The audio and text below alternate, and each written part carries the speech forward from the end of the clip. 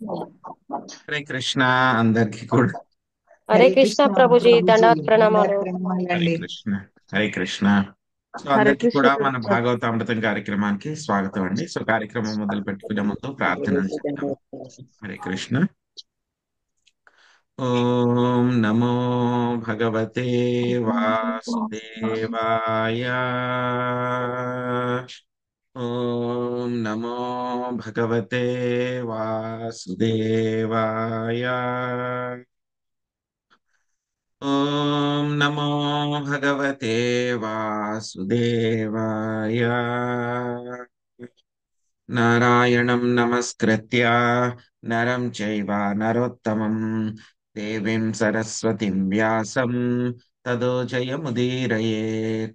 శృణ్వతాం సకదా కృష్ణ పుణ్యశ్రవణ కీర్తన హృదయంతస్థో హి అభద్రాణి విధునోతి సహృత్సతాం. నష్టప్రాయేషు అభద్రేషు నిత్యం భాగవత సేవయా భగవతి ఉత్తమ శ్లోకే భక్తిర్భవతి నైష్టకే. ఓం అజ్ఞానతిమిరాంధస్య జ్ఞానాంజనశలాకయా చక్షురున్మిలితం యేన తస్మై శ్రీగురవే నమః. శ్రీచైతన్యమనోభీష్టం స్థాపితం యేన భూతలే స్వయం రూపా కదా మహ్యం దదాతి స్వపదాంతికం. వందేహం శ్రీగురో శ్రీయుతాపదకమలం శ్రీగురున్ వైష్ణవాంశ శ్రీరూపం సాగ్రజాతం సగణా రఘునాథాన్వితం తం సజీవం సాద్వైతం సావధూతం పరిజనా సహితం కృష్ణ చైతన్య దేవం శ్రీరాధా కృష్ణ పాదాన్ సహగణా లలిత శ్రీ విశాఖాన్వితాంశ. హే కృష్ణ కరుణా సింధో దీనబంధో జగత్పతే గోపేశ గోపికా కాంత రాధా కాంత నమోస్తుతే. తప్త కాంచన గౌరాంగి రాధే వృందావనేశ్వరి వృషభానుసుతే దేవి ప్రణమామి హరిప్రియే. వాంఛాకల్పతరుభ్యశ్చ కృపా సింధుభ్య ఏవ చ పతితానాం పావనేభ్యో వైష్ణవేభ్యో నమో నమః. జయ శ్రీ కృష్ణ చైతన్య ప్రభు నిత్యానంద శ్రీ అద్వైత గదాధర శ్రీవాసాది గౌర భక్త వృంద. హరే కృష్ణ హరే కృష్ణ కృష్ణ కృష్ణ హరే హరే హరే రామ హరే రామ రామ రామ హరే హరే.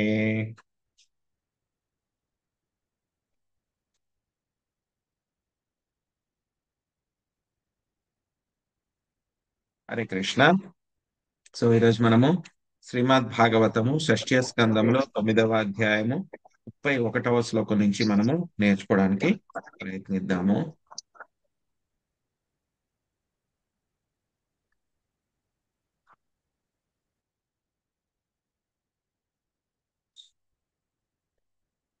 నమస్తే యజ్ఞవీర్యాయ వసతే ఉతతే నమః. నమస్తే హస్తచక్రాయ నమః సుపురోహుతాయ హూతయే. విజయలక్ష్మి మాతాజీ చదవండి అనువాదము. హరే కృష్ణ ప్రభు, దండవత్ ప్రణామం. దేవతలు పలికిరి, ఓ దేవదేవా, యజ్ఞ ఫలములను ఇచ్చుటలో నీవు సమర్థుడువు.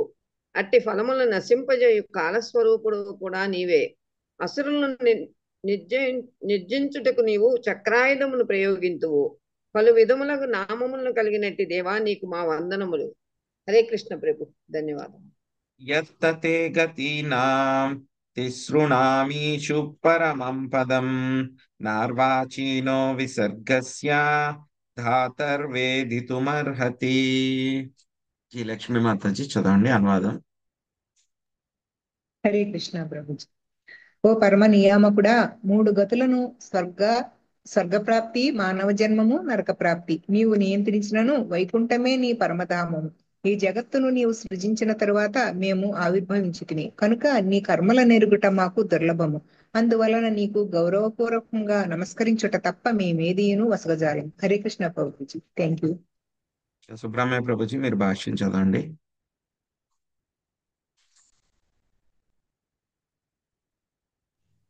హరే కృష్ణ ప్రభుజీ, నేనేనా? అవును ప్రభుజీ, మీరే. భాష్యము. అనుభవహీనుడైన వానికి సాధారణముగా భగవంతుని నుండి ఏది కోరుకొనవలెనో తెలియదు. ప్రతి ఒక్కడు ఈ భౌతిక జగత్తు పరిధిలోనే ఉన్నటివాడు. అందువలన భగవంతుని ప్రార్థించినప్పుడు ఎట్టి వరము నడగవలెనను ఎవడును ఎరగడు. వైకుంఠ లోకమును గూర్చి ఎరగనందున జనులు సాధారణముగా స్వర్గలోక ప్రాప్తిని గూర్చియే కోరుకొనుచుందురు. ఈ సందర్భంగా శ్రీల మధ్వాచార్యులు ఈ క్రింది శ్లోకమును ఉదహరించిరి. దేవలోకాత్ పితృలోకాత్ విరయాచాపి యత్పరం త్రిసృభ్యః పరమం స్థానం వైష్ణవం విదుషాం గతిః. దేవలోకము, పితృలోకము, పరలోకమనుచు మూడు విభిన్న లోకములు కలవు. ఈ లోకములన్నింటినీ దాటి వైకుంఠ లోకమును ప్రవేశించినప్పుడు జీవుడు వైష్ణవుల చరమాశ్రయమును పొందగలడు. వైష్ణవులకు ఇతర లోకములతో పని లేదు. హరే కృష్ణ ప్రభుజీ. హరే కృష్ణ. ఓం నమస్తేస్తు భగవన్నారాయణ వాసుదేవాది పురుష మహాపురుష మహానుభావ పరమమంగళ పరమ కళ్యాణ పరమ కారుణిక కేవల జగదాధార లోకైకనాథ సర్వేశ్వర లక్ష్మీనాథ పరమహంస పరివ్రాజకై పరమేణాత్మ యోగా సమాధినా పరిభావిత పరిస్ఫుట తపారమ హంస్య ధర్మేణోద్ఘాటితతమః కపా కపాటద్వారే చిత్తే పావృత ఆత్మలోకే స్వయముపలబ్ధ నిజ సుఖానుభవో భవాన్.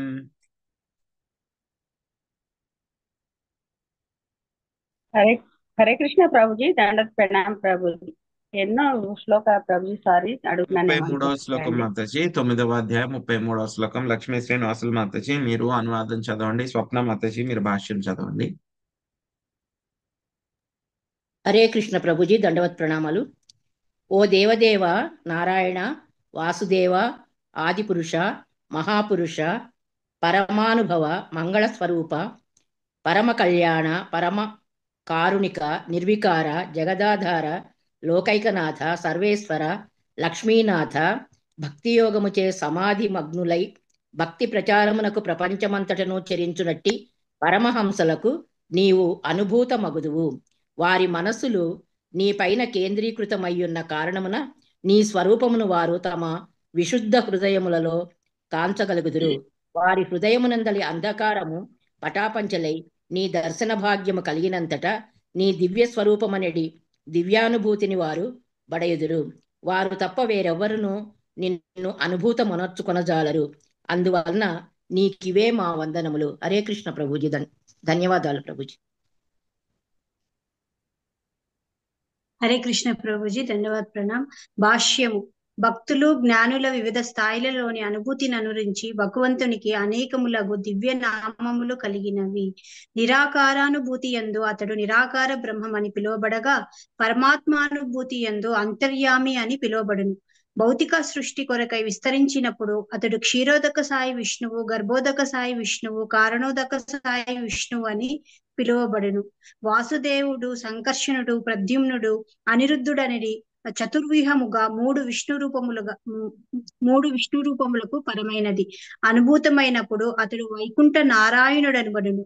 నారాయణానుభూతికి పైన బలదేవానుభూతి, దానికి పైన శ్రీకృష్ణుని అనుభూతి కలవు. మనుజుడు భక్తియుత సేవలో నెలకొనినప్పుడు ఈ అనుభూతులన్నీను సాధ్యపడును.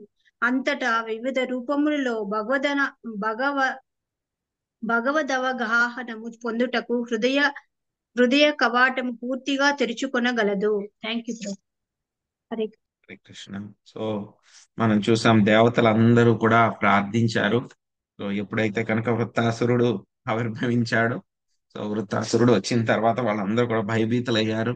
వాళ్ళ అస్త్రాలతోటి వృత్తాసురుణ్ణి వృత్తాసుర అని పేరు ఎందుకు వచ్చింది? మొత్తం అన్ని కూడా చుట్టేశాడు ఆయన. సో అందుకని ఆయనకి వృత్తాసుర అని పేరు వచ్చింది.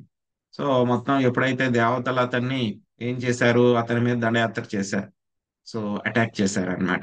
అప్పుడు ఏమైంది, వాళ్ళ ఆయుధాలు అతన్ని బాధ కలిగించడం, దెబ్బలు తగిలేలా చేయడం కాకుండా ఏమైపోయింది, వాళ్ళ యొక్క ఆయుధాలనే మింగేశాడు అతను. సో అంతటి శక్తివంతుడు అన్నమాట వృత్తాసురుడు. ఇంకా ఏం చేయాలో తెలియక అక్కడి నుంచి పారిపోయి వచ్చి వాళ్ళందరూ కూడా దేవతలు ఇంకా నారాయణుడి యొక్క ఆశ్రయం తీసుకున్నారన్నమాట. ఆశ్రయం తీసుకుని మనం చూసాం వాళ్ళందరూ కూడా ఏం చేశారో, ప్రార్థనలు చేశారు ఆయనకి. చక్కగా ప్రార్థనలు చేసిన తర్వాత స్వామి వాళ్ళకి ఆ యొక్క రూపంలో వాళ్ళందరికీ కూడా భగవంతుడు శ్రీకృష్ణ భగవానుడు విష్ణుమూర్తి హరి కింద ఆయన మొత్తము అన్ని రకాలైనటువంటి ఆయుధాలు, సో ఆ యొక్క శంఖము, చక్ర, గద ఇవన్నీ కూడా ఆయన ధరించి వాళ్ళందరి ముందు కూడా ఆయన ప్రత్యక్షమయ్యారనమాట. సో మొత్తం ఆయనకి 16 మంది సేవకులతో పాటు వాళ్ళందరూ ప్రత్యక్షమయ్యారనమాట. సో వాళ్ళందరూ కూడా ఎలా ఉన్నారు, సేమ్ హరి విష్ణుమూర్తి లాగానే ఉన్నారు వాళ్ళందరూ కూడా. కానీ రెండు తేడాలు ఉన్నాయన్నమాట.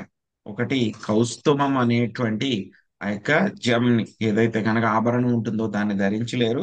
రెండవది వాళ్ళ యొక్క హృదయం దగ్గర ఆ యొక్క వక్షస్థలం మీద శ్రీవత్స అనేటువంటి ఆ యొక్క చిహ్నం లేదనమాట. సో ఆ రెండే తేడాలు తప్పితే కనుక మిగతావంతా కూడా వాళ్ళు సారూప్య ఒకే రకంగా ఉన్నారనమాట భగవంతుడిలాగా. సో దేవతలందరూ కూడా స్వామి ఆ విధంగా కమల నయనాలతో ఉన్నటువంటి స్వామిని చూసి వాళ్ళందరూ కూడా స్వామి ఎలా ఉన్నారు, నవ్వుతూ ఉన్నారనమాట. సో దేవతలందరూ కూడా ఆయన యొక్క రూపాన్ని చూసి వాళ్ళు ఇంకా మనసులో ఆనందంతో తట్టుకోలేకపోయినాయి అన్నమాట.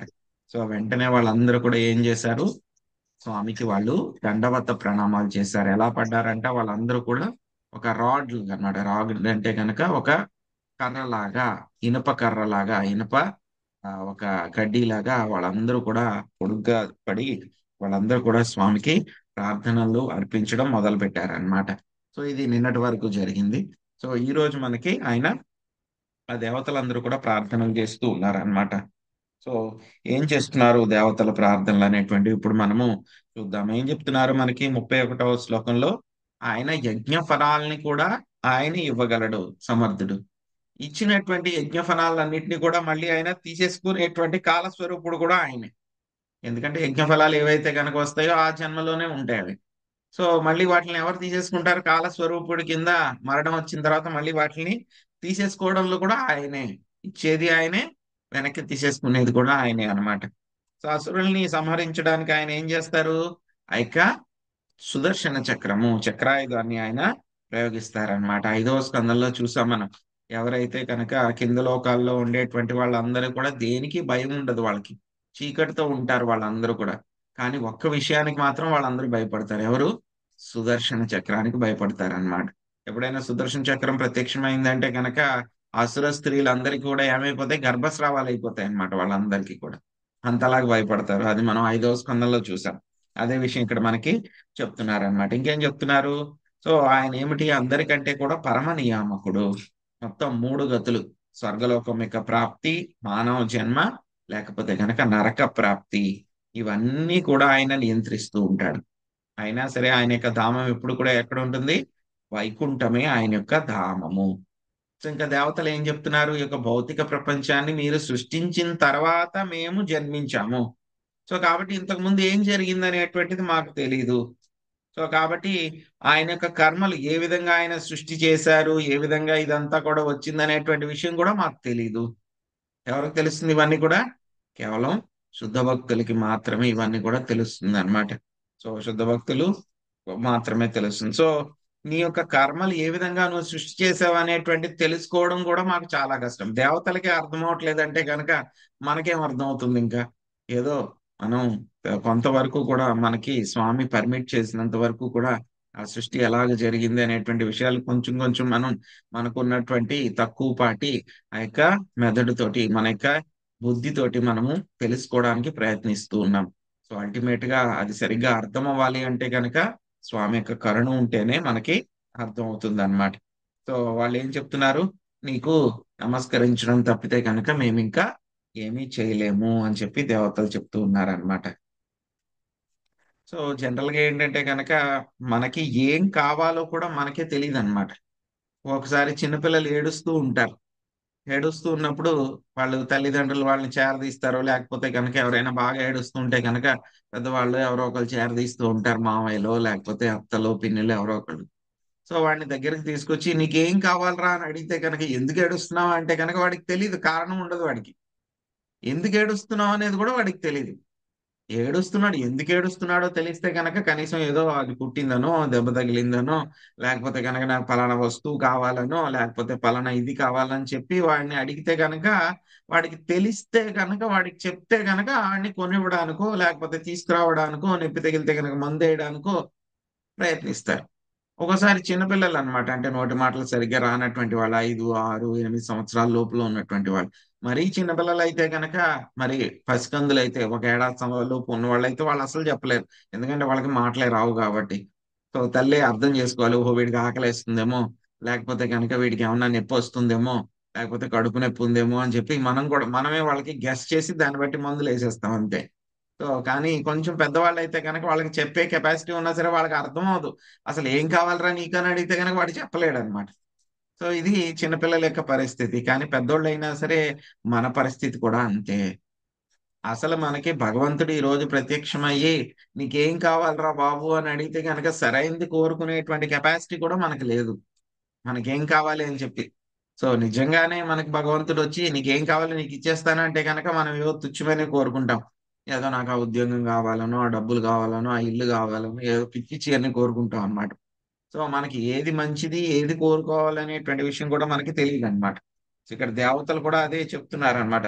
సో ఏం చెప్తున్నారు, ఏదో మాకు మూడే విషయాలు తెలుసు. ఏం తెలుసు? స్వర్గలోకం తెలుసు, భూలోకం తెలుసు, కింద ఉన్నటువంటి అసురలోకం తెలుసు. ఈ మూడిటిని కూడా నువ్వు కావాలంటే ఇవ్వగలవు, కానీ వైకుంఠం గురించి మాకు ఎటువంటి ఇన్ఫర్మేషన్ కూడా లేదు అని చెప్పి చెప్తున్నారు. ఆ తర్వాత మళ్ళీ 33వ శ్లోకంలో స్వామిని రకరకాలైనటువంటి ఆయన యొక్క నామాలతోటి వాళ్ళు ఏం చేస్తున్నారు, స్వామిని ప్రార్థిస్తూ ఉన్నారనమాట. ఓం నమస్తేస్తు భగవన్ నారాయణ వాసుదేవ పురుష మహాపురుష మహానుభావ పరమ మంగళ పరమ కళ్యాణ కారుణిక జగదాధార, కేవల జగదాధార, మొత్తం జగత్ అంతటికి కూడా ఆధారం నువ్వు ఒక్కడు మాత్రమే. లోకైకనాథ సర్వేశ్వర లక్ష్మీనాథ పరమహంస పరివ్రాజకై. సో పరమహంస పరివ్రాజకై దగ్గర నుంచి మళ్ళీ రెండవ భాగం మొదలవుతుంది అన్నమాట. సో లక్ష్మీనాథ వరకు కూడా ఏమిటి, ఆయన యొక్క నామాలతోటి వాళ్ళు కీర్తించారనమాట. సో స్వామి యొక్క రూపాలు ఎలా ఉంటాయి అంటే కనుక, ఆయన చేసేటువంటి ఎన్నో రకాలైనటువంటి కర్మలు, పనులు అన్ని కూడా, లీలలంతా కూడా ఆయన చేస్తూ ఉంటారన్నమాట. ఒక్కొక్క లీలను బట్టి ఆయనకి ఒక్కొక్క పేరు వస్తూ ఉంటుంది అనమాట. సో దాని ఎలా ఉంటుంది, మనము రియలైజ్ అయ్యే దాన్ని బట్టి అది ఉంటుంది అనమాట. ఎవరైతే నిరాకార బ్రహ్మాన్ని వాళ్ళు ఆరాధిస్తూ ఉంటారో వాళ్ళు ఏమంటారు, నిరాకార బ్రహ్మం అంటారు. ఆ తర్వాత ఎవరైతే కనుక లేకపోతే పరబ్రహ్మము అని అంటారు అనమాట వాళ్ళు. లేకపోతే ఎవరైతే కనుక యోగులు ఉంటారో వాళ్ళందరూ కూడా యోగుల హృదయాల్లో వాళ్ళు పరమాత్మని వాళ్ళు అవగాహన చేసుకుంటారు కాబట్టి వాళ్ళు ఏమంటారు, ఆయన్ని అంతర్యామి అని చెప్పని అంటారు. సో అదే విధంగా ఎవరైతే కనుక కొంచెం ముందుకు వెళ్ళి యొక్క భౌతిక సృష్టి గురించి తెలుసుకుంటూ ఉంటారో, భౌతిక సృష్టి ముగ్గురు ఆ యొక్క విష్ణువులు అన్నమాట. కారణోదక సాయి విష్ణువు, గర్భోదక సాయి విష్ణువు, క్షీరోదక సాయి విష్ణువు, వీళ్ళ ముగ్గురు గురించి కూడా వాళ్ళు తెలుసుకుంటారు కాబట్టి వాళ్ళ గురించి మాట్లాడతారు. సో వాళ్ళకంటే కూడా కొంచెం వాళ్ళందరికీ కూడా మూలమైనటువంటి సంకర్షణ. సంకర్షణ ఎవరు, ఆయన రెండవ వాసుదేవ, సంకర్షణ, అనిరుద్ధ, ప్రద్యుమ్న, రెండవ చతుర్వ్యూహము. వాళ్ళందరూ కూడా ఏమిటి, వైకుంఠ నారాయణ. సో మళ్ళీ ఆయనకి పైన నారాయణ, మళ్ళీ మొదటి చతుర్వ్యూహము వాసుదేవ, సంకర్షణ, అనిరుద్ధ, ప్రద్యుమ్న. సో వీళ్ళ గురించి వీళ్ళందరూ కూడా వైకుంఠ నారాయణులు. వాళ్ళ గురించి కొంచెం రియలైజేషన్ పెరిగితే కనుక వాళ్ళ గురించి తెలుసుకోగలరు. ఇంకా కొంచెం ముందుకెళ్తే కనుక ఎవరి గురించి తెలుసుకోగలరు, బలదేవానుభూతి, బలరాము గురించి తెలుసుకోగలరు. ఇంకా ముందుకు వెళ్తే కనుక అప్పుడు శ్రీకృష్ణ భగవానుడి గురించి వాళ్ళు, దేవాది దేవుడు శ్రీకృష్ణ భగవానుడు అన్ని అవతారాలకి కూడా మూలము, ఆయనే ఆది నారాయణుడు, ఆయన గురించి మాత్రమే తెలుసుకోగలరు అనమాట. సో అది చెప్తున్నారనమాట. ఆ తర్వాత మళ్ళీ రెండవ భాగంలో ఏం చెప్తున్నారు ఇక్కడ అని అంటే కనుక, ఆయన రెండవ భాగంలో ఏం చెప్తున్నారు, యొక్క పరమహంస పరివ్రాజకై, ఎవరైతే కనుక ఆయన యొక్క భక్తులు మొత్తం అన్ని చోట్ల కూడా ప్రపంచం అంతటా కూడా తిరుగుతూ ఉండి సో ఆ యొక్క శ్రీకృష్ణ భగవానుడు గురించి అందరికీ కూడా చెప్తూ ఉంటారో, ఎవరైతే కనుక చెప్తూ ఉంటారో అటువంటి పరమహంసలకి నీవు అనుభూతమవుతావు. సో ఎలా అనుభూతం అవుతుంది వాళ్ళకి అంటే కనుక వాళ్ళ యొక్క మనస్సులు ఎప్పుడూ కూడా ఎవరి మీద, ఆ యొక్క శ్రీకృష్ణ భగవానుడి స్వరూపం పైన వాళ్ళు ఎప్పుడు కూడా వాళ్ళ యొక్క మనస్సులంతా కూడా కేంద్రీకృతమై ఉంటాయి అన్నమాట. అప్పుడు వాళ్ళు ఆ యొక్క పూర్తిగా పవిత్రీకరించబడినటువంటి వాళ్ళ యొక్క హృదయాల్లో శ్రీకృష్ణ భగవానుడిని వాళ్ళు కాంచగలుగుదురు అన్నమాట. మనం చూస్తాం నారద ముని ఆయన యొక్క రియలైజేషన్ చెప్తారనమాట. సో చెప్పినప్పుడు ఆ యొక్క నారద బాలుడి కింద ఉన్నప్పుడు ఆయన చెప్తూ ఉంటారు ఒక్కొక్కసారి, నేను స్వామి యొక్క నామాన్ని తీసుకుంటే గనక ఏదో తీసుకున్నటువంటి వెంటనే ఆయన వచ్చేస్తారు. ఆయన వచ్చేసి నా నాలుక మీద ఆయన నాట్యం చేస్తూ ఉంటారు. నేనేదో ఆయన పిలిచినట్టు వెంటనే వచ్చేస్తారు.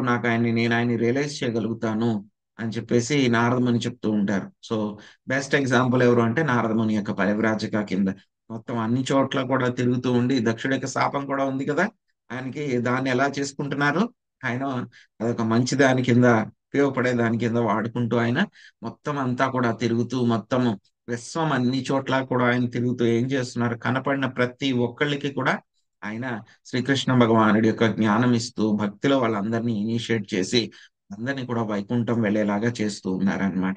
సో అటువంటి పరమహంసలు అంటే కనుక శ్రీకృష్ణ భగవానుడికి ఎంతో ఎంతో ఇష్టం అన్నమాట.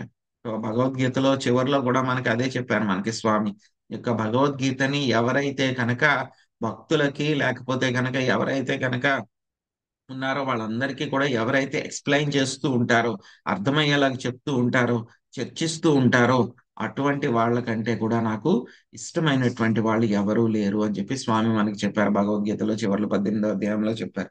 సో అలాగే ఒక పరమహంసలు ఏం చేస్తూ ఉంటారు, మొత్తం అన్ని చోట్ల తిరుగుతూ కూడా శ్రీకృష్ణ భగవానుడి యొక్క గురించి, ఆయన యొక్క లీలల గురించి, పదండ్రా బాబు ఎందుకు ఇక్కడ కష్టపడుతూ ఉన్నారు, బాధలు పడుతున్నారు, మనందరం వైకుంఠానికి వెళ్ళిపోదాము అని చెప్పేసి ఏం చేస్తూ ఉంటారు, వాళ్ళందరూ కూడా ప్రచారం చేస్తూ ఉంటారు కష్టాలు పడుతున్నటువంటి వాళ్ళందరికీ కూడా.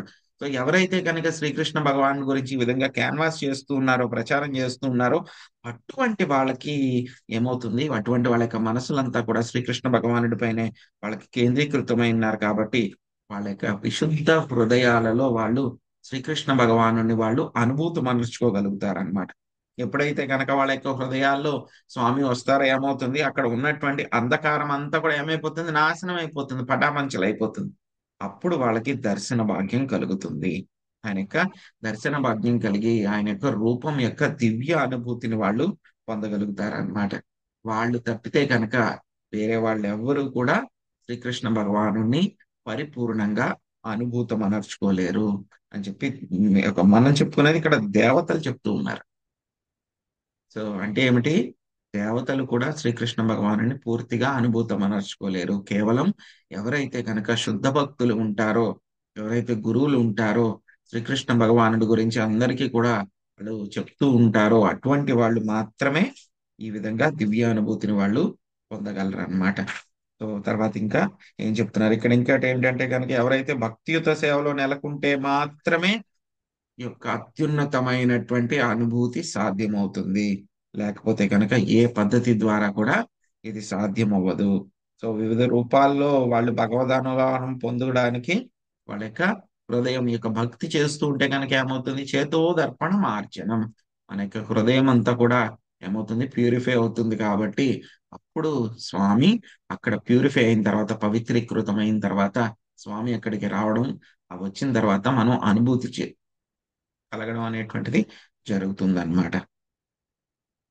దురవబోధా ఇవ తవాయాం విహారయోగో యదసరణో శరీరా ఇదమనవేక్షితాత్మత్స మవాయ ఆత్మనైవా విక్రియమాణేన సుగుణమగుణః సృజసి పాసి హరసి. రాధమ్మ మాతాజీ అనువాదం చదవండి, తర్వాత భాష్యము లక్ష్మీ నాగేశ్వరి మాతాజీ మీరు భాష్యము చదివేయండి. ఓ దేవా, నీకెట్టి ఆశ్రయము అవసరం లేదు. నీకు ప్రాకృత శరీరం లేనప్పటికీ మా సహకారం అక్కర్లేదు.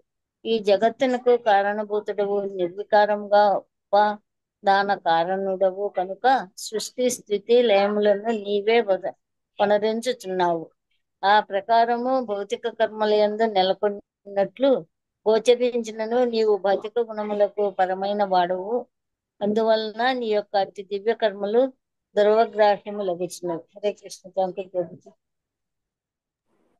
హరే కృష్ణ ప్రభుజీ ధన్యవాద ప్రణామం. భూలోక ఏవ సత్యఖిలాత్మభూతం దేవదేవుడు శ్రీకృష్ణుడు సదా భూలోక బృందావనంలో నెలకొని ఉండును అని బ్రహ్మ సంహిత 5.37 పలికినది. బృందావనం పరిత్యజ్య పదమేకం నా గచ్చతి. శ్రీకృష్ణుడు బృందావనమును వీడి ఒక్క అడుగైనను బయటకు పోడు అని కూడా చెప్పబడినది. ఆ విధముగా దేవదేవుడు తన ధామమగు భూలోక బృందావనమునందే నెలకొని ఉన్నప్పటికీ సర్వదా వ్యాపించి ఉండి ఎల్లడెలా నెలకొని ఉండును. బద్ధజీవునికి ఈ విషయము తెలుసుకొనుట అతి కష్టము. కానీ శ్రీకృష్ణ భగవానుడు ఎటువంటి మార్పు చెందక ఒకే సమయమున తన ధామమునందు సర్వవ్యాపియగు ఎట్లు నిలిచియుండునో భక్తులు ఎరిగియుందురు. భగవంతునికి ప్రాకృత దేహము లేకున్నను ఇతరుల సహాయము అతనికి అవసరము లేకున్నను దేవతలు అంటే అతని వివిధాంగములుగా తెలియబడి అతడు సర్వత్రా విస్తరించి ఉన్నాడు. మాయా తతమిదం సర్వం జగద్ముక్తిన అయినను అతడు తన ఆధ్యాత్మిక రూపమున సర్వత్వ నిలిచిలేడు. తత్వము సర్వవ్యాపకము కనుక దివ్య రూపము అవసరము లేదనుట మాయావాద సిద్ధాంతం. పరతత్వము సర్వత్రా వ్యాపించి ఉన్నది కనుక రూపరహితమని మాయావాదులు భావించరు. కానీ ఇది సత్యము కాదు. దేవదేవుడు దివ్య రూపధారి అయి ఉండి అదే సమయమున భౌతిక సృష్టి అందరి అణువణువున వ్యాపించి ఉండును. హరే కృష్ణ ప్రభుజీ ధన్యవాదాలు.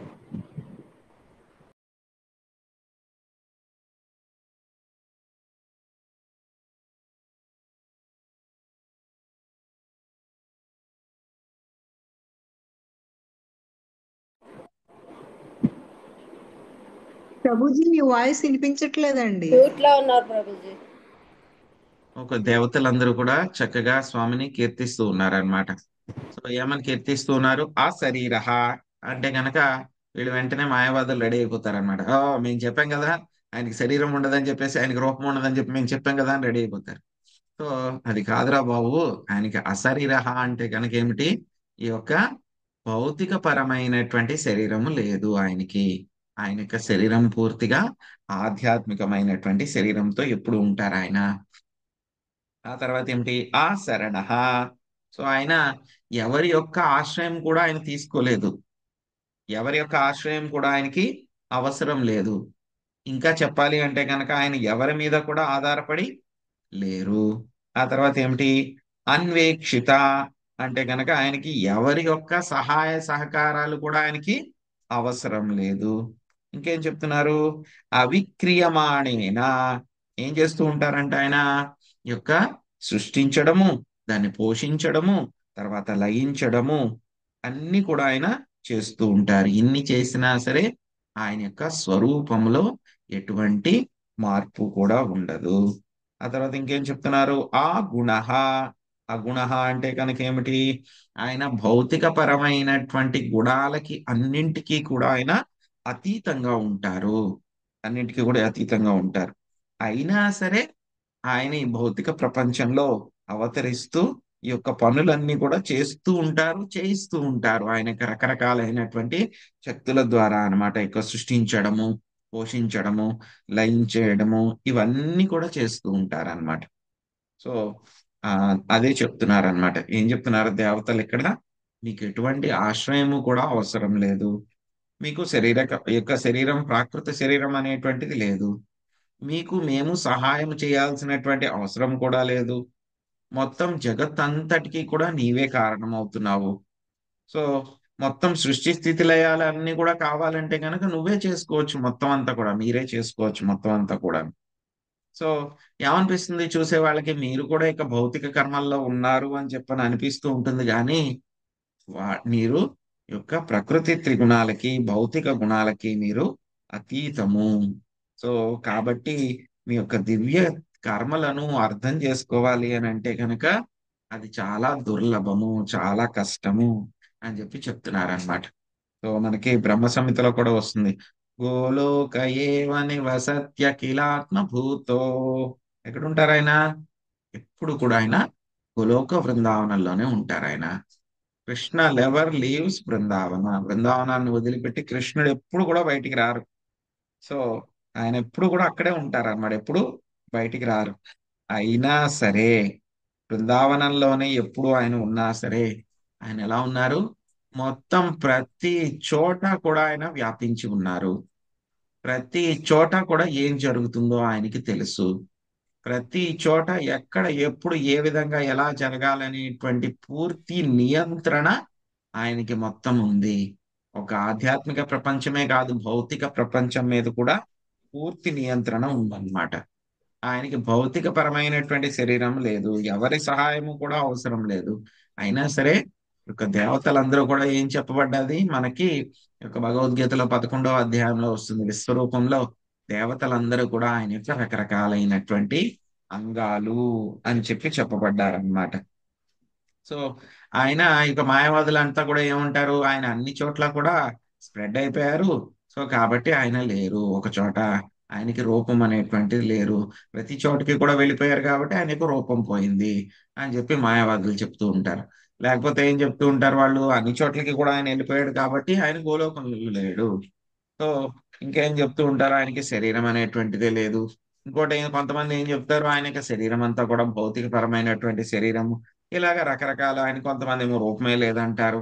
సో లేకపోతే కనుక ఆయనకి శరీరం అంతా కూడా మాయతో తయారైందంటారు. లేకపోతే కనుక వాళ్ళు ఇంకా ఏమంటారు, ఆయన ముందు జ్యోతి కింద ఉన్నారు, ఇక్కడికి వచ్చినప్పుడు మాత్రమే ఆయన రూపం తీసుకుంటారు, మళ్ళీ అవతారం అయిపోయిన తర్వాత మళ్ళీ వెళ్ళి జ్యోతిలో కలిసిపోతారు. సో ఇలాగ రకరకాలుగా వాళ్ళు చెప్తూ ఉంటారు. ఇదంతా కూడా ఏంటంటే కనుక వాళ్ళకి తెలియనటువంటి విషయము. ఇవన్నీ కూడా తెలుసుకోవడం చాలా చాలా కష్టము. ఏదో మనము వీటి గురించి అంతా కూడాను ప్రభుపాదుల వారి యొక్క దయ వల్ల, ఆయన యొక్క పుస్తకాల వల్ల, భాష్యం వల్ల ఏదో చాలా సింపుల్ గా మనకి ఎసెన్స్ అంతా కూడా తెలుసుకుంటున్నాం. మనం తెలుసుకుని అది కాదు ఇది కాదు అని చెప్పి కొంచెం కాన్ఫిడెన్స్ గా కూర్చున్నాం. కానీ ఇవన్నీ కూడా తెలియకుండా శ్రీల ప్రభుపాదుల వారి యొక్క భాష్యం లేకపోతే కనుక వీటి గురించి తెలుసుకోవాలంటే కనుక కొన్ని జన్మలు పడుతుంది. వేదాలంతా కూడా చదివి ఆ యొక్క మనకి వేదాంత సారం, వేదాంత భాష్యము, వేదాంత సూత్రాలన్నీ కూడా చదివి మనం తెలుసుకుని అర్థం చేసుకుని కన్క్లూషన్కి రావాలంటే కనుక జన్మలు సరిపోవు. అంతా ప్రభుపాదుల వారి యొక్క దయ వలన మనం చాలా సింపుల్ గా, ఎలా అంటే కనుక మనకి ఒక జ్యూస్ కింద అన్నమాట, మొత్తం అంతా కూడా ఒక రసం కింద తీసి మనకి ఇచ్చేసారు కాబట్టి ఆ రసం తాగుతూ అది ఇది ఇది అని చెప్పి మనం చెప్పగలుగుతున్నాం. అంతా వీళ్ళ ప్రభుపాదుల వారి యొక్క కృప అన్నమాట.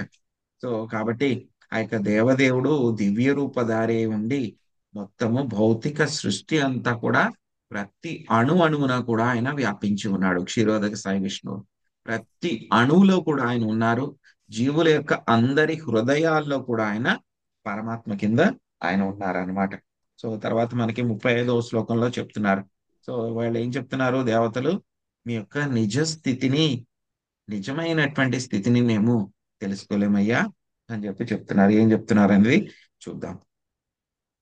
అత తత్ర భవాన్ కింత దేవదత్తవదిహ గుణ విసర్గపతితః పారతంత్ర్యేణ స్వకృత్య కుశలం ఫలముపాదదాత్యహో స్వితాదాత్మా రామ ఉపశమశీలః సమంజస దర్శన ఉదాత్త ఇతి హవావన విధామః.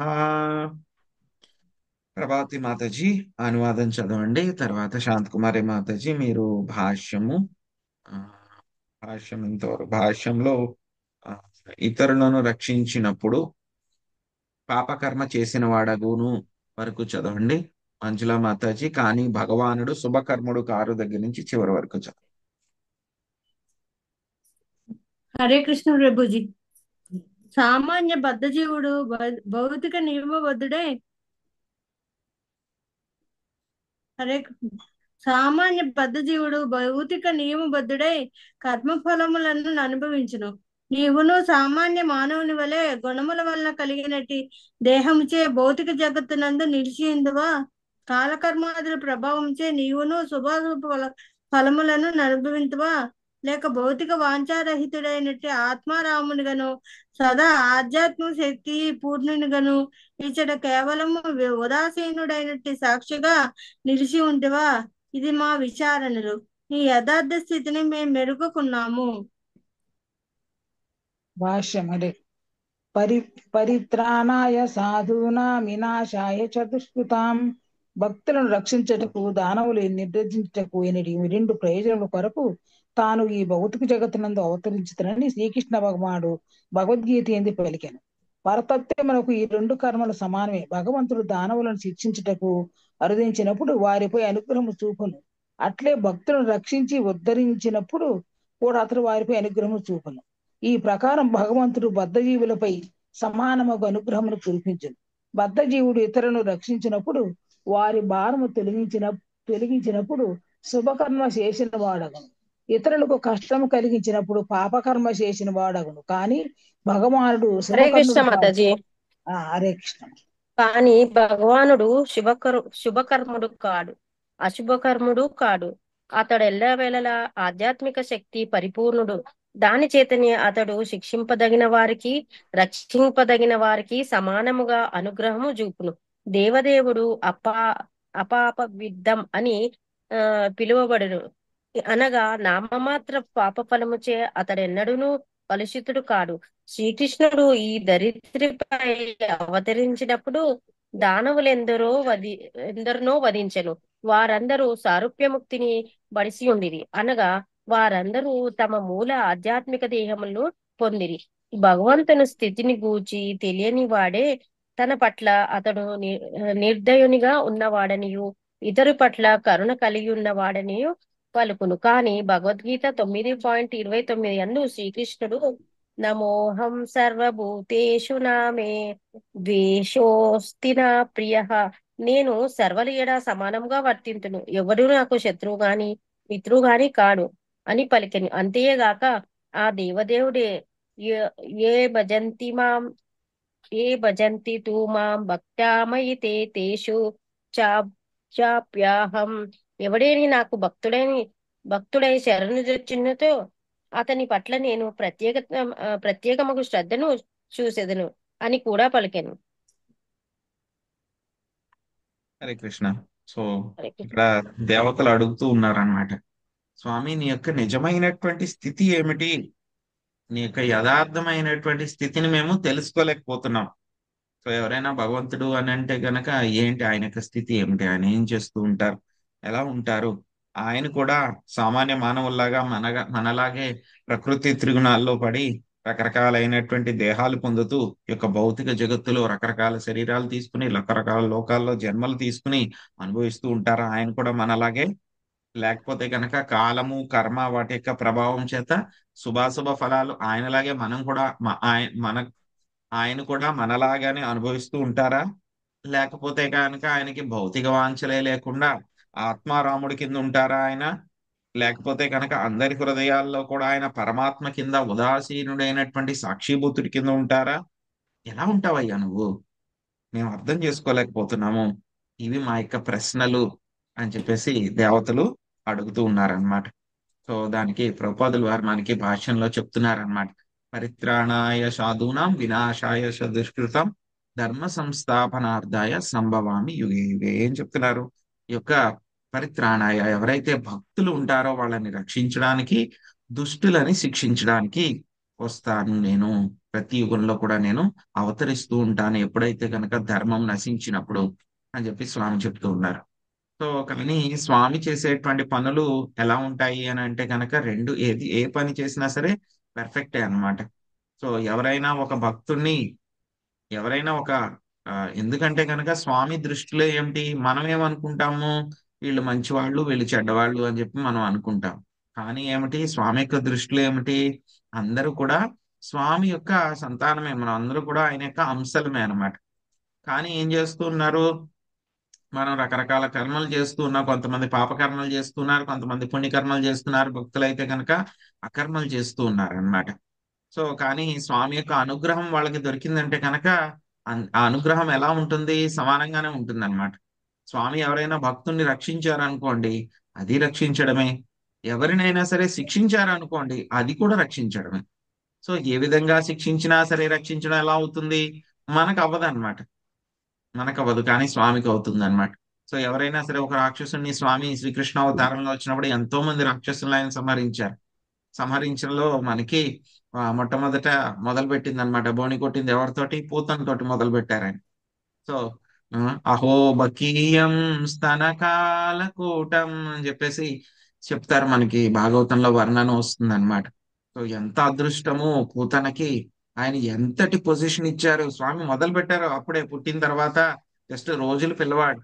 అప్పుడే మొట్టమొదటిగా ఎవరిని చంపారు? పూతన్ని చంపారు. కానీ పూతన్ని చంపిన వెంటనే ఏం పొజిషన్ ఇచ్చారు పూతనకి? గోలోక బృందావనంలో తల్లి యొక్క స్థాయి ఇచ్చేశారు స్వామి. సో నిజంగా చెప్పాలి అని అంటే గనక పూతన్ని ఆయన శిక్షించినట్ట రక్షించినట్ట? అది రక్షించినట్టు. ఎంతో గొప్ప గొప్ప మంది దేవతలకి గాని, లేకపోతే గొప్ప గొప్ప మునులకి గాని, ఋషులకి గాని, యోగులకు గాని, వాళ్ళందరూ ఎప్పుడో ఎన్నో జన్మల నుంచి వాళ్ళందరూ కూడా చేస్తూ ఉన్నారు. వాళ్ళెవ్వరికి కూడా అదృష్టం దొరకలేదు. స్వామి వచ్చారు, వచ్చిన తర్వాత మొట్టమొదట పూతను సంహరించారు. సంహరించిన తర్వాత ఏమైంది? పూతని పంపించేశారు ఎక్కడికి? గోలోక బృందావనానికి. తల్లి పొజిషన్ లో వెళ్ళి అక్కడ కూర్చో, నేను వస్తానని చెప్పి పంపించేశారు. ఎంత అదృష్టం అది! రక్షించినట్టు, అది శిక్షించినట్టు కాదు. సో ఎంతో మంది రాక్షసుల్ని చంపారు ఆయన. సో మనకి వర్ణన వస్తుంది అనమాట భాగవతంలో. సుఖదేవ గోస్వామి చెప్తారు, కృష్ణుడు పొద్దున్నే అడవికి వెళ్ళిన తర్వాత, సో టిఫిన్ చేసిన తర్వాత ఒక రాక్షసుని చంపేవారు. లంచ్ టైం ముందు ఇంకో రాక్షసుని చంపేవారు. మళ్ళీ సాయంత్రం ఇంటికి వెళ్ళిపోయే ముందు, సూర్యాస్తమయానికి ముందు ఇంకొక రాక్షసుని చంపేవారు. సో అలాగా చంపుతూనే ఉండేవారు ఆయనకి మధ్య మధ్యలో. అది ఎలా అంటే కనుక, చిన్నపిల్లవాడు ఎలా అయితే కనుక బొమ్మలు సరిగా ఆడుకుని ఆడుకుని పాలైపోతే కనుక వెరకొట్టి పాడేస్తాడో, అలాగా కంసుడు పంపించినటువంటి బొమ్మలు అనమాట వీళ్ళందరూ. మామయ్య పంపిస్తారు కదా బొమ్మలు మేనల్డ్కి. సో అలాగా కంసుడు పంపించినటువంటి బొమ్మలను అన్నింటినీ కూడా కొంతసేపు ఆడుకుని, నాకు నచ్చలేదు ఈ బొమ్మ అని చెప్పేసి ఎరకొట్టి కృష్ణుడు పాడేసేవారు అన్నమాట. సో అలాగా అన్నిటి గురించి కూడా చెప్పలేదు ఆయన సుఖదేవ గోస్వామి. అందులో కూడా ఏంటి, ఎవరో ప్రామినెంట్ అన్నమాట, చాలా ఇంపార్టెంట్ బొమ్మలు ఏవైతే ఉన్నాయో, అగాసుర, బకాసుర, తృణావర్త, సో ఇలాంటి వాళ్ళు అన్నమాట. పెద్ద పెద్ద బొమ్మలు, బాగా పెద్ద పెద్ద బొమ్మలు, చిన్న చిన్న బొమ్మల గురించి చెప్పలేదు ఆయన. ఎందుకంటే అది రెగ్యులర్ అఫైర్ అన్నమాట. రోజు కంప్లీట్ పంపిస్తూ ఉంటారు, పొద్దున మధ్యాహ్నం సాయంత్రం కొంతసేపు ఆడుకుని ఆ బొమ్మలు ఎరగొట్టి స్వామి పక్కన పెట్టి పంపించేస్తూ ఉంటారు. సో అలా వెళ్ళిపోయిన వాళ్ళందరూ కూడా ఏమిటి, వాళ్ళందరికీ కూడా అదృష్టం అన్నమాట. ఎక్కడికి వెళ్ళిపోయారు వాళ్ళందరూ కూడా? గోలోక బృందావనం వెళ్ళిపోయారు. వాళ్ళందరికీ కూడా, చాలా మందికి వాళ్ళ యొక్క నిజమైనటువంటి పొజిషన్ ఏదైతే ఉందో, ఆ ముక్తి అంతా కూడా వాళ్ళందరికీ కూడా దొరికిందనమాట. సో బయటికి ఎలా కనిపిస్తుంది? కృష్ణుడు వాళ్ళందరినీ సంహరించారు అని చెప్పి కనిపిస్తూ ఉంటుంది. కానీ అల్టిమేట్ గా ఏం జరిగింది? వాళ్ళందరికీ చాలా మంచి జరిగింది. అది కృష్ణుడి చేతిలో చనిపోవడం అనేటువంటిది చాలా సాధారణమైన విషయం కానే కాదనమాట. సో అందుకే భగవద్గీతలో కూడా స్వామి చెప్తారు ఆయన గురించి మొత్తం అంతా కూడా. అర్జునుడికి జ్ఞానం ఇచ్చినప్పుడు చెప్తూ ఉంటారన్నమాట. సో కొంతమంది ఏదో పక్షపాతం, మీకు భక్తులంటే కనుక పక్షపాతం అంటూ ఉంటారని చెప్పేసి స్వామి దానికి కూడా అర్జునుడి ద్వారా మనందరికీ కూడా చెప్తున్నారనమాట. ఇక శ్లోకం వస్తుంది, 9వ అధ్యాయం 29వ శ్లోకంలో వస్తుంది అనమాట. సమ్మోహం సర్వభూతేషు నమే ద్వేషోస్తి న ప్రియః ఏ భజంతి తు మాం భక్త్యా మయి తే తేషు చాప్యహం. స్వామి ఏం చెప్తున్నారు? సమ్మోహం సర్వభూతేషు, మొత్తం అందరు జీవులందరూ కూడా నాకు సమానమే. వాళ్ళందరూ కూడా నాకు సమానమే. సర్వేషు ఈ నమే ద్వేషోస్తి నా ప్రియః, వాళ్ళలో ఎవరు కూడా నాకు ద్వేషం, ఎవరి పట్ల కూడా నాకు ద్వేషం ఉండదు. ఎవరన్నా సరే నాకు ఇష్టం కూడా ఏమీ ఉండదు, తేడా ఏమీ ఉండదు. నేను అందరి పట్ల కూడా నేను సమానంగానే ఉంటాను. ఎందుకంటే వాళ్ళందరూ కూడా నా యొక్క అంశలు, నా యొక్క సంతానమే కాబట్టి. కానీ ఏం చెప్తున్నారు? ఏ భజంతి తు మాం భక్త్యా, ఎవరైతే కనుక యొక్క భక్తి యోగంలో నాతోటి ఎవరైతే భజిస్తూ ఉంటారో వాళ్ళు ఏం చెప్తున్నారు? మయి తే తేషు చాప్యహం, వాళ్ళ పట్ల నేను ప్రత్యేక శ్రద్ధ చూపిస్తాను, వాళ్ళు నాకు స్పెషల్ అని చెప్పి చెప్తూ ఉన్నారు అన్నమాట. ఇక్కడ మనకి అర్థం చేసుకోవాల్సింది ఏమిటి అంటే కనుక, మనము కృష్ణుడికి ఎంతటి ప్రాముఖ్యత ఇస్తే కనుక, ఈ శ్లోకం ద్వారా మనకు ఆయన అంత ప్రాముఖ్యత ఇస్తారు. ఆయనకి మనం ఎంత ఇంపార్టెన్స్ ఇస్తే ఆయన మనకు అంత ఇంపార్టెన్స్ ఇస్తారు. కృష్ణుడికి మనము తక్కువ ఇంపార్టెన్స్ ఇచ్చి ఏదో ఆయన విగ్రహం కింద ఉన్నారు కదా, ఏదో ఫోటో ఉన్నారు కదా, కృష్ణ తీసుకో ఇదిగో బోగా అని చెప్పి ఏదో 2 పంచదార పలుకులు అక్కడ పెట్టి ఆయన ప్రసాదం చేస్తే ఓకే, ఆయన ఆ లెవెల్లో ఆయనకి ఎంతటి ప్రాముఖ్యత ఇచ్చాం కాబట్టి ఆయన అదే లెవెల్లో మనకు కూడా ఆయన అంత వాల్యూ ఇస్తాడు. సో అది కాకుండా కృష్ణుడు అంటే గనక మన ఇంట్లో విగ్రహ రూపంలో ఉన్నారు అంటే గనక కొంతమంది సో ఆయన విగ్రహము ఒక బొమ్మ అని అనుకుని ఆ విధంగా ఆయనకి సేవ చేస్తే గనక అదే లెవెల్లో ఏం చేస్తూ ఉంటారు, ఆయన ప్రతిస్పందిస్తూ ఉంటారు. అలా కాకుండా కృష్ణుడు అర్చా విగ్రహ రూపంలో మా ఇంట్లో ఉన్నారు, ఆయనే దేవాది దేవుడు, ఆయనకి సేవ చేస్తే కనుక ఆ భగవంతుడికి సేవ చేసిన తేడా లేదు అని చెప్పి ఆ యొక్క విగ్రహ రూపంలో కూడా స్వామిని చక్కగా చూస్తూ ఆయనకి సేవలు అర్పిస్తూ నిజంగానే ఆయన మనకి ముందే ఉన్నారు అని చెప్పి అనేటువంటి భావనతోటి ఆయనకి మనం సేవ చేస్తే కనుక ఆయనకి రెసిప్రొకేషన్ కూడా అలాగే ఉంటుంది, మనల్ని ఆయన అలాగే చూస్తారు ఆయన కూడా. సో కృష్ణుడికి మనం ఎంతటి ప్రాముఖ్యత ఇస్తే, ఎంత ఇంపార్టెన్స్ ఇస్తే మన లైఫ్ లో ఆయన మనకు అంత ఇంపార్టెన్స్ ఇస్తారు. ఆయనకి ఎంత ఎంత ఇంపార్టెన్స్ ఇస్తే అంత ఇంపార్టెన్స్ ఇస్తారు అనమాట. సో అదే విషయాన్ని ఇక్కడ చెప్తున్నారు. తర్వాత మళ్ళీ మనకి ఆయనలోనే మొత్తము కాంట్రడిక్షన్స్ అన్నమాట, ద్వంద్వాలన్నీ కూడా ఏ విధంగా సమాహితమైపోయి ఉంటాయి ఆయన దగ్గర. సో ద్వంద్వాలన్నీ కూడా వచ్చినా సరే ఆ ద్వంద్వాలన్నిటికీ కూడా ఆయన అతీతంగా ఎలా ఉంటారు అనేటువంటిది 36వ శ్లోకంలో చెప్తున్నారన్నమాట. నహి విరోధా ఉభయం భగవత్యా పరిమిత గుణగణ ఈశ్వరే నవగాహ్య మాహాత్మ్యేర్వాచీన వికల్ప వితర్క విచార ప్రమాణ భాష కుతర్క శాస్త్ర కలిలాలంతః కరుణాశయ కరుణాశయ దురవగ్రహవాదినాం వివాదానవసర ఉపతర సమస్త మాయా మయే కేవల ఏవాత్మా మయా మందరార్థాయ ఓన్వర్ధో దుర్ఘట ఇవ భవతి స్వరూపద్వయ భావాత్. చాలా పెద్ద అనువాదం కూడా ఉంది. సో మంజులా మాతాజీ మీరు చదివేశారు కదా, శ్రీదేవి మాతాజీ చదవండి, మీరు అనువాదం చదవండి. తర్వాత సుశీల మాతాజీ మీరు మొదటి పారాగ్రాఫ్ భాష్యం చదవండి. సుబ్బరత్నం మాతాజీ 2వ పారాగ్రాఫ్ భాష్యం చదవండి. తర్వాత ఎం లక్ష్మీదేవి మాతాజీ మీరు చదివేశారు. గీతా మాతాజీ మీరు 3వ శ్లోకం భాష్యం 3వ పారాగ్రాఫ్, తర్వాత శాంతి మాతాజీ 4వ పారాగ్రాఫ్ చదవండి. హరే కృష్ణ ప్రభుజీ. ఓ దేవదేవ, సమస్త విరోధములు నీ యందు సమాధాన పడగలవు. నీవు అనంత గుణనిధివగు పరమ పురుషుడవు, పరమ నియామకుడవు కనుక నీ అనంతమగు మహిమలు బద్ధజీవులకు దుర్వగ్రాహ్యములు. పలువురు నవీన తత్వవేత్తలు నిజమైన సత్యమేమిటో ఎరుగకయే సత్యాసత్యములను గూర్చి వాదింతుదురు. నిన్ను గూర్చిన జ్ఞానమును బడయుటకు ప్రయాణమగు ఆధారము లేనందున వారి వాదము సదా మిథ్యాపూర్ణము. నిర్ణయములు సందిగ్ధములై ఉండును. మిథ్యాపూర్వకమగు అభిప్రాయములను కలిగినట్టి శాస్త్రములచే మనస్సులు కలత చెంది ఉన్న కారణమున వారెన్నడును నిన్ను గూర్చిన సత్యము నెరుగజాలరు. అంతేగాక సత్య నిర్ణయములకు అరుదించుటలో వారి ఆసక్తి కలుషితమగుట వలన భౌతిక భావనలకు పరమైనట్టి నిన్ను వారి వాదములు వెల్లడి చేయి సమర్థులు కావు. నీవు అద్వితీయుడువు కనుక కృత్వాత్వ కర్తృత్వములు సుఖదుఖముల వంటివి నీ యందు విరుద్ధములు కాజాలవు. ఆత్మమాయచే నీవు కోరినట్లుగా చేయగలవు. అట్టి ఆత్మమాయయే ఉన్నప్పుడు నీకేది అసాధ్యము?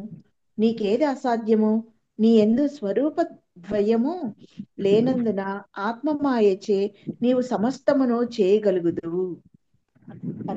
హరే కృష్ణ ప్రభుజీ. భాష్యం. దేవదేవుడు ఆత్మ సంతుష్టుడైన దివ్యానంద పూర్ణుడై ఆత్మారాముడుగా ఉండును. ప్రసన్నునిగా ఉన్నప్పుడు అప్రసన్నునిగా గోచరించినప్పుడును అతడు దివ్యానందములు అనుభవించును.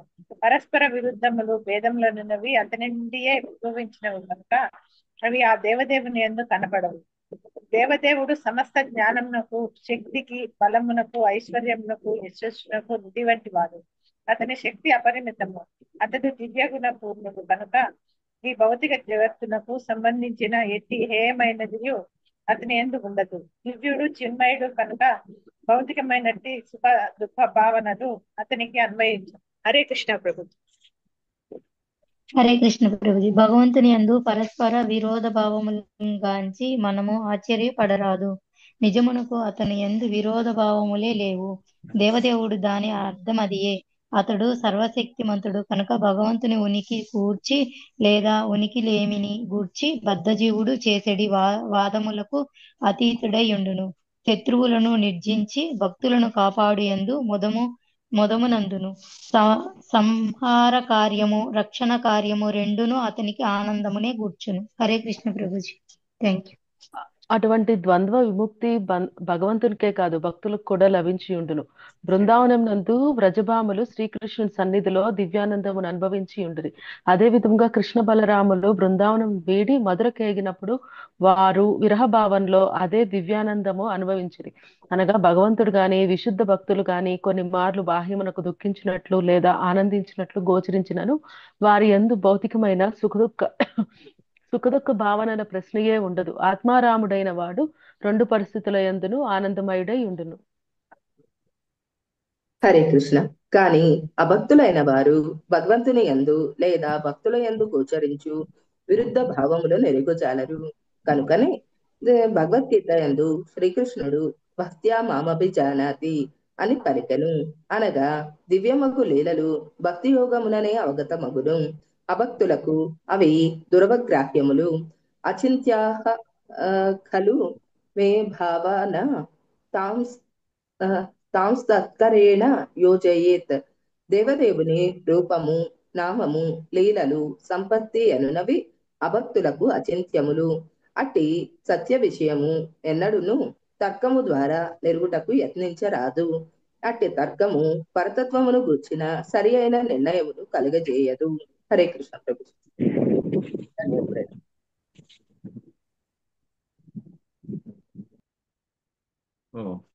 ఈ యొక్క శ్లోకంలో చాలా నిగూఢమైనటువంటి అర్థం ఉందన్నమాట.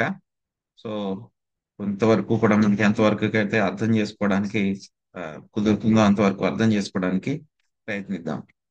సో ముందుగా దేవతలు ఏం చెప్తూ ఉన్నారు అని అంటే కనుక యొక్క ద్వంద్వాలు యొక్క సమస్త విరోధములు రెండు కూడా నీ అందే సాధ్యపడగలవు.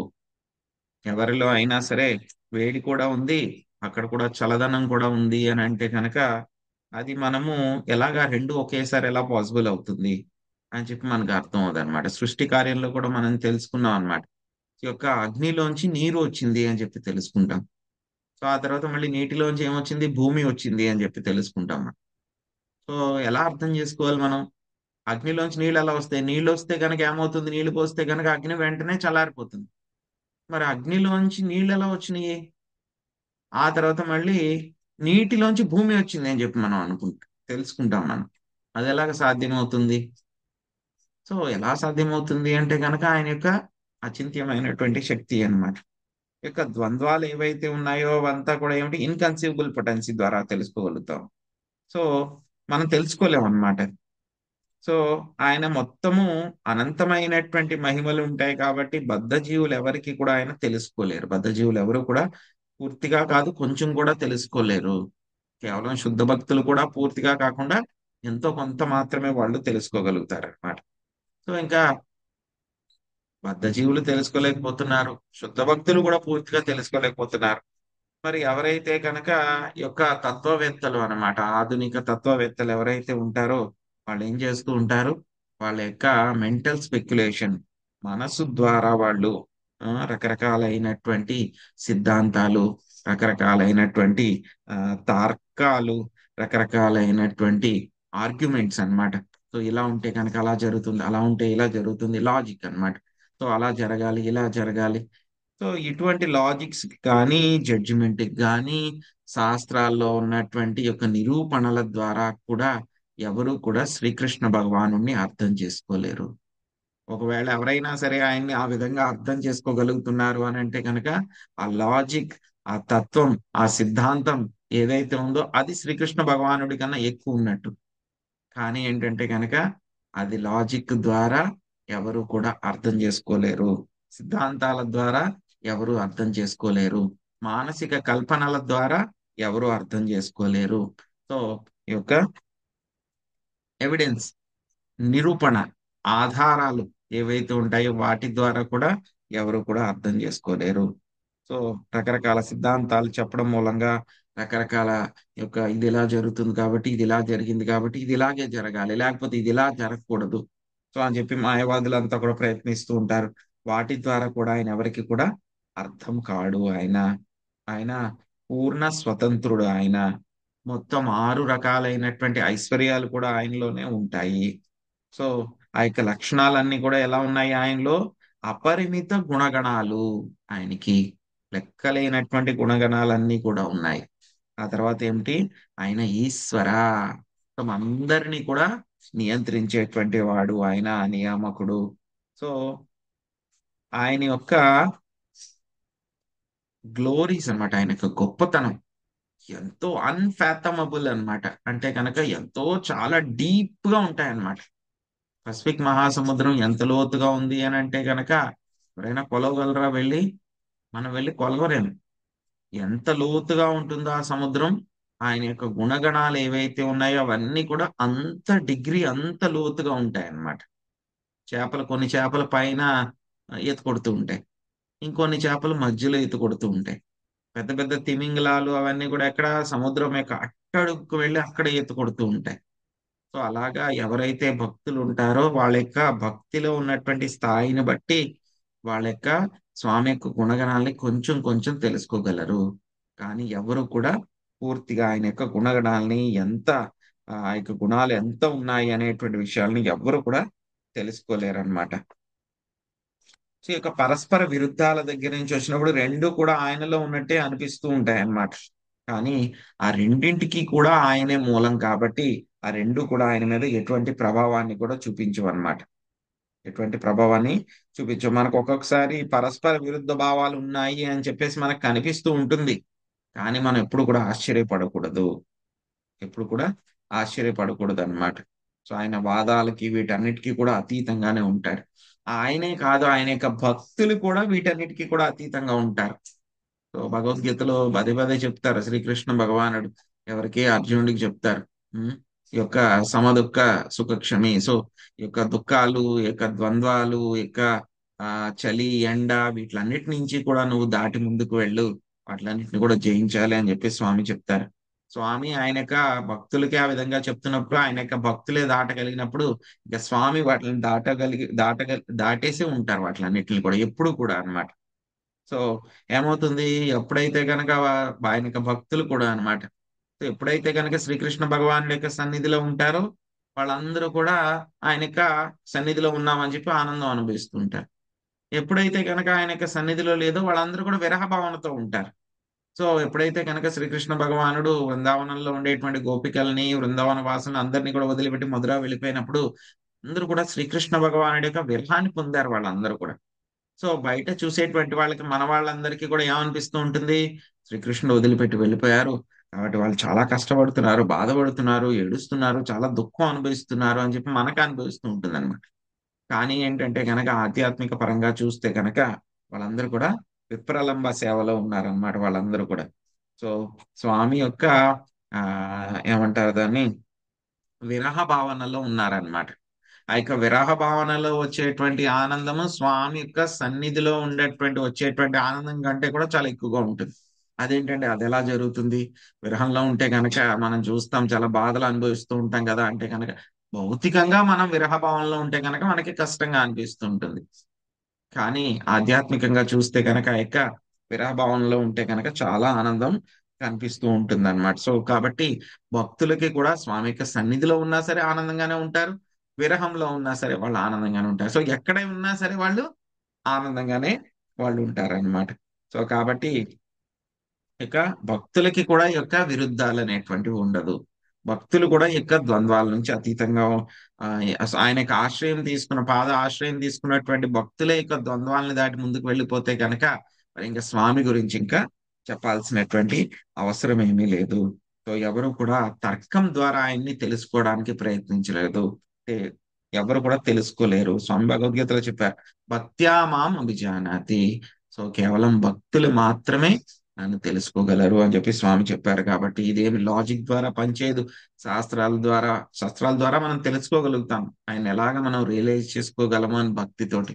అంతేగాని శాస్త్రాల్లో చెప్పిన ఫార్ములాల వలన, సిద్ధాంతాల వలన, శాస్త్రాల వలన, లాజిక్ వలన, తర్కం వలన, నిరూపణల వలన, ఆధారాల ద్వారా మనము శ్రీకృష్ణ భగవాను తెలుసుకోలేము అని చెప్పి దేవతలందరూ కూడా ఇక్కడ చెప్తున్నారు. సో ఇంకా మళ్ళీ ఏం చెప్తున్నారు, ఇంకేం ప్రార్థనలు చేస్తున్నారు అని మళ్ళీ కంటిన్యూ చేద్దాము. సో ఎవరికైనా ఏమైనా ప్రశ్నలు ఉన్నాయి? హరే కృష్ణ ప్రభు. ఇందులో కర్తృత్వములు అంటే ఏంటి ప్రభు? సుఖ దుఃఖముల వంటి కర్తృత్వ అంటే కనుక కర్మలు చేయడం, అకర్తృత్వ అంటే కనుక కర్మలు చేయకుండా ఉండడం. హరే కృష్ణ. హరే కృష్ణ ప్రభుజీ, దండవత్ ప్రణామాలండి. ఇందాక సంకర్షణ, వాసుదేవ, ప్రద్యుమ్న, అనిరుద్ధ రెండవ వ్యూహం అన్నారు కదా ప్రభుజీ, అది నాకు అర్థం కాదు. సో యాక్చువల్ గా మనం ఇందాక డిస్కస్ చేసుకున్నప్పుడు కింద నుంచి పైకి వెళ్ళాం అనమాట. సో కన్ఫ్యూజింగ్ ఉంటే మళ్ళీ ఇప్పుడు పై నుంచి కిందకి రావడానికి ప్రయత్నిద్దాం. సో శ్రీకృష్ణ భగవానుడికి ఆయన ఎడమ వైపు నుంచి రాధారాణి వస్తారు, ఆయనకి కుడి వైపు నుంచి బలరాముడు వస్తారనమాట. సో ఆ రాధారాణి దగ్గర నుంచి మొత్తము అన్ని లక్ష్మీదేవులు అందరూ కూడా రాధారాణి దగ్గర నుంచి వస్తారనమాట. సో లక్ష్మీదేవులందరికీ కూడా మూల ఆధారం ఎవరు అంటే కనుక శ్రీమతి రాధారాణి. అదే విధంగా ఆయనకి కుడివైపున బలరాముడు ఉన్నారనమాట. ఈ యొక్క బలరాముడి దగ్గర నుంచే మిగతా విష్ణుమూర్తులందరూ కూడా ఆయన దగ్గర నుంచి వస్తారు. సో ఆ యొక్క బలరాముడి దగ్గర నుంచి మొదటి చతుర్వ్యూహం వస్తారనమాట. వాసుదేవ, సంకర్షణ, అనిరుద్ధ, ప్రద్యుమ్న. ఆ తర్వాత మళ్ళీ ఆ యొక్క సంకర్షణ దగ్గర నుంచి మళ్ళీ ఎవరు వస్తారు?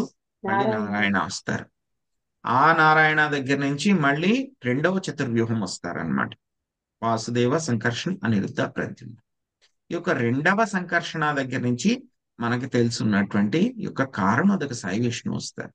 కారణోదక సాయి విష్ణువు దగ్గర నుంచి గర్భోదక సాయి విష్ణువు, గర్భోదక సాయి విష్ణువు దగ్గర నుంచి క్షీరోదక సాయి విష్ణువు వస్తారనమాట. వాళ్ళందరి గురించి మనం సృష్టి క్రమంలో తెలుసుకున్నాం. ఈ యొక్క క్షీరోదక సాయి విష్ణువు దగ్గర నుంచే ఈ యొక్క భౌతిక ప్రపంచంలో ఏవైతే కనుక అవతారాలు వస్తున్నాయో అన్ని అవతారాలు కూడా క్షీరోదక సాయి విష్ణువు దగ్గర నుంచే వస్తాయి. అన్ని అవతారాలు, అందరి అవతారాలు పరమాత్మ కింద ఉన్న ప్రతి కణకణంలో కూడా అణువులోనూ ఆయన ఉన్నా, అదే విధంగా రామ, నృసింహ మనకి బ్రహ్మ సంహితలో చెప్పారు కదా, రామాదిమూర్తిషు కళా నియమేన తిష్టన్ నానావతారమకరోద్భువనేషు కింతు. సో మొత్తం అవతారాలన్నీ కూడా ఇక్కడ నుంచి క్షీరోదక సాయి విష్ణువు దగ్గర నుంచి మాత్రమే వస్తాయి అన్నమాట. సో మొత్తం భౌతిక ప్రపంచంలో ఉండేటువంటి అవతారాలన్నిటికీ కూడా మూలం ఎవరు? గర్భోదక సాయి విష్ణువు. ఆయన దగ్గర నుంచే ఏమొస్తుంది? మళ్ళీ మనకి ఈ యొక్క విశ్వరూపం కూడా ఆయన దగ్గర నుంచే వస్తుంది. సో కాబట్టి అన్ని అవతారాలన్నిటికీ కూడా టూల్ బాక్స్ ఎవరు? యొక్క గర్భోదక సాయి విష్ణు. ఆయన దగ్గర నుంచి క్షీరోదక సాయి విష్ణు, ఆయన దగ్గర నుంచి మొత్తం భౌతిక ప్రపంచంలో ఎన్నో లెక్కలైనటువంటి అవతారాలన్నిటికీ కూడా మూలం. కానీ శ్రీకృష్ణ భగవానుడు వచ్చినప్పుడు మాత్రం ఆయన గోలోకం నుంచి ఆయన డైరెక్ట్ గా వస్తారనమాట. సో అందుకే మనకి చెప్పారు, గోలోక ఏవ నివసత్య కిల అతిథి భూతౌ. సో శ్రీకృష్ణ భగవానుడు వచ్చినప్పుడు ఆయన ఒక్క ఆయన మాత్రం డైరెక్ట్ గా వస్తారు. మిగతా అవతారాలన్నీ కూడా గర్భోదక సాయి విష్ణు, క్షీరోదక సాయి దగ్గర నుంచి వస్తాయి అన్నమాట. సో అదే విషయాన్ని మనం ఎంతవరకు అయితే కనుక అవగాహన చేసుకోగలమో శ్రీకృష్ణ భగవానుడి గురించి, ఆ లెవెల్లోనే మనము ఆలోచిస్తూ ఉంటాం అనమాట. ఆ లెవెల్లోనే మనం అర్థం చేసుకోగలం. సో అల్టిమేట్ అండర్స్టాండింగ్ ఏమిటి? శ్రీకృష్ణ భగవానుడు దేవాది దేవుడు అనేటువంటి అల్టిమేట్ అండర్స్టాండింగ్ అన్నమాట. హరే కృష్ణ. ధన్యవాదాలండి ప్రభుజీ, చాలా బాగా చెప్పారు. హరే కృష్ణ. హరే కృష్ణ ప్రభుజీ. ప్రభుజీ, బ్రహ్మ గారి లైఫ్ టైంలో స్వయం భగవానుడు ఒకసారి వస్తారని చెప్పి ఒకసారి చెప్పారు. ఫస్ట్ క్యాంటోలో భాష్యంలో శ్రీల ప్రభుపాదులు ఒక దగ్గర ఏం రాశారంటే, బ్రహ్మ గారు ఒక రోజులో ఒకసారి ఆయన వస్తారు అని చెప్పి రాశారు ప్రభుజీ. వన్ డేలో ఒకసారి వస్తారు. వన్ డేలో ఒకసారి వస్తారు. వన్ డేలో ఒక రోజు. ఎస్, వన్ డేలో ఒకసారి. Thank you Prabhuji. హరే ధన్యవాదాలు ప్రభుజీ. హరే కృష్ణ. వాంఛా కల్పతరుభ్యశ్చ కృపా సింధుభ్య ఏవ చ పతితానాం పావనేభ్యో వైష్ణవేభ్యో నమో నమః. అనంత కోటి వైష్ణవ వృందకి శ్రీల ప్రభుపాదికి నితాయ్ గౌర ప్రేమానందే. హరి హరి హరి బోల్. హరే కృష్ణ ప్రభుజీ హరే కృష్ణ ప్రభుజీ దండవత్ ప్రణామాలు. హరే కృష్ణ ప్రభుజీ. హరే కృష్ణ ప్రభుజీ.